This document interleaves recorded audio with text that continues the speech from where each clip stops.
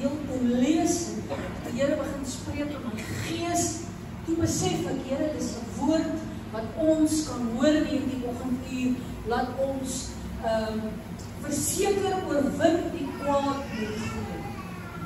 Moenie kwaad met kwaad vergeld nie, maar oorwin dit met die goeie. En ek sit hierdie gedeelte op en lees oor Dawid. En toe lees ek hierdie gedeelte oor Abigail. En dit kom in my gees, wat 'n merkwaardige vrou was daar. Toe ek nou sit en ek begin en die Here begin hierdie ding vir my breek. Toe sê ek, Here, kan ons soos hierdie vrou wees? Soos hierdie Abigail. Maar ja, ek deel dit vanoggend met jou. Dawid het baie vervolging beleef deur Saul. Kan ek 'n amen kry? Amen. Ons weet hoe moes Dawid kort vlug en al hierdie dinge. En ek 1 Samuel gaan lees in Samuel 23 tot 26. Maar kenmerkend wat vir my uitstaan van 'n Dawid se lewe, hy het nooit kwaad met kwaad vergeld, te midde van al die vervolging, te midde van alles wat hy moes vlug, wat hy moes deurgaan nie, het hy dit altyd geoorwin deur goeie. En ek wil verwys hoe hy telke male Saul se lewe gespaar het. Hy het soveel kans gehad, hy het soveel geleentheid gehad om hom in die weg uit te kry, maar telke male het hy gesê, ek kan dit nie doen nie, en hier is die gedeelte uit God se woord wat ek gaan lees. Hoofstuk 24:5, die manne van Dawid sê vir hom, nou gee ek jou vyand in jou hand, en hy sny die slip van Saul se mantel af. Dit was die heel eerste keer in 1 Samuel 24. Daar is Saul vervolg aan Dawid, en dit was sy reaksie. En nadat hy hierdie slip afgesny, het sy gewete hom gepla, Dawid, en hy sê, mag die Here my bewaar, dat ek so iets aan my Heer, die gesalfde van die Here sou doen, om my hand teen hom uit te steek, want hy is 'n gesalfde van die Here. Luister, sissies, pas op wat ons sê, wat ons doen, teen 'n gesalfde van God. Oorwin die kwaad met die goeie. Baie belangrik, want Dawid het elke keer dit oorwin met die goeie. En hy het gesê, ek gaan nie die gesalfde van die Here aanraak nie, telke male in sy lewe nie. Kyk wat sê hierdie woord. Verder, Saul erken in vers 17 en 18. Saul het sy stem verhef, hy het geween en gesê, nadat hy sy reuk gespaar, hy het hom erkenning gegee, het Saul die volgende gesê, hy het gesê, jy is regverdiger as ek, want jy aan my goed gedoen, terwyl ek kort aan jou kwaad wil doen. Ek wil jou bevolg en ek wil jou lewe kort geneem, en hy het hom gesoek telke male. En hy het geween en hy het gehuil, hy het gesê, jy is regverdiger as ek. Kyk wat gaan die woord verder. Hoofstuk 26 vers 7. Toe Dawid met Abisai in die nag by die manskap gekom, lê Dawid daar en slaap. Met 'n waarlaar het sy spies aan sy kopperhemp in die grond gesteek, terwyl die manskappe rondom hom lê. Dis nou weer in hoofstuk 26. Hy lê daar en slaap, Saul met die spies aan sy kopperhemp. En dan hierdie gedeelte. En Abisai sê weer vir Dawid, vandag het God die vyand in jou hand oorgelewer, laat ek hom met die spies teen die grond vassteek, tweede keer. Dawid se reaksie, maar Dawid sê vir Abisai, bring hom nie om, want wie slaat sy hand aan 'n gesalfde van die Here en bly hom gestraf. Dawid het nie die kwaad vergeld nie, hy het oorwin met die goeie. Here, ons kan vanoggend iets uit hierdie gedeelte uit leer. Dawid het die spies en die waterkruik van Saul se opperhemp weg. Romeine 12:21. Ons ken hy gedeelte, hy vat net die spies weg en laat Saul dat besef dat hy was wel daar. Net soos wat hy hierdie slip van sy mantel afgesny het, bedoel, dat Saul besef hoeveel keer kon ek nie sy lewe gevat het nie. En dan kom Romeine 12:21, sissies, laat ons nie die kwaad oorwin met die kwaad nie, maar kom ons oorwin met die goeie. Ek weet nie hoeveel goed kom soms ons kant, goed wat aan ons kant gesê word nie.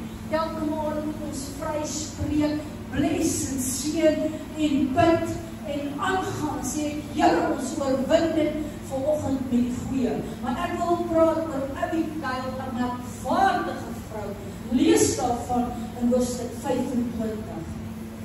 Die 23 en die 26 waar sy lewe gespaar het, 25 hierdie hoofstuk. Nabal, ons ken daai gedeelte, was 'n man, hy het 'n boerdery in Karmel gehad, en ons lees dat hy baie vermoeiend was, hy was besig om skape te skeer. En Dawid stuur manskappe, 10 jong manne na hom toe, trek op na Karmel en gaan by Nabal en vra hom in my naam, na sy welstand.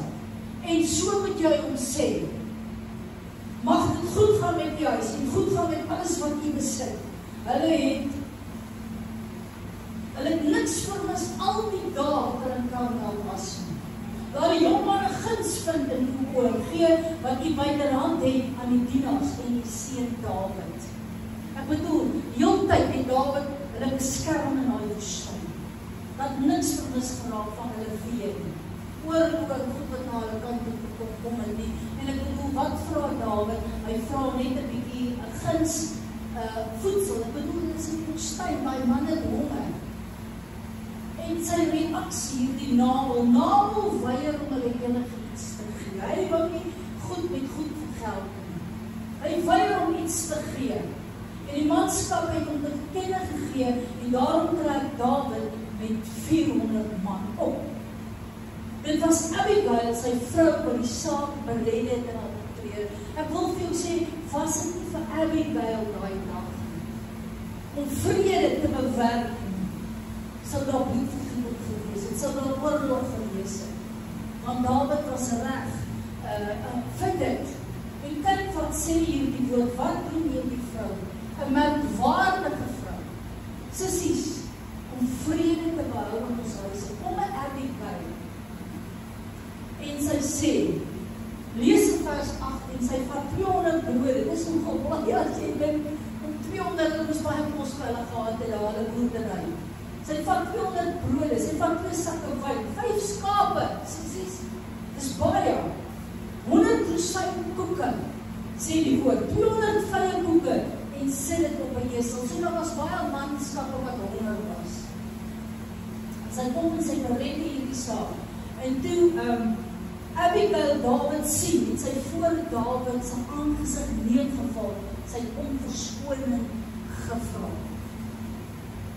Wat 'n wonderlike gedeelte. Dan sê Dawid vir haar in vers 32, geseënd is die Here, die God van Israel, wat jou vandag vir my tegemoet gestuur het. En geseënd jou verstandigheid, en geseënd jouself, wat nie teëgehou het om in bloedskuld te verval nie. En Dawid het uit haar hand aangeneem en gesê, gaan in vrede na jou huis. Sissies, dan kom soms goed. Is jy 'n vredemaker in die huis? 'n vredemaker is kinders van God, daai gedeelte wat ek gestuur het, donderdag op die SMS uit. Dit is so maklik wat ons ding kan opvlam en kan opvuur en saam kan praat. Maar Here, dat ons anders sal optree, dit sal oorwin deur die goeie. Kan ek 'n amen kry, sissies? Is jy 'n merkwaardige vrou soos 'n Abigail? Wat kan vrede kan behou? Want ek bedoel, as dit nie vir hierdie vrou was, hierdie situasie, en anders opgetree het, was daar oorlog. Was daar nie vrede. En ook baie sissies word ons geconfronteer met situasies. Ons word geconfronteer met sake. Maar dankie dat ons vredemakers in die huis is. Wysheid. Here, dankie dat ons sal optree soos 'n Abigail. Dankie dat ons sal optree soos 'n Dawid.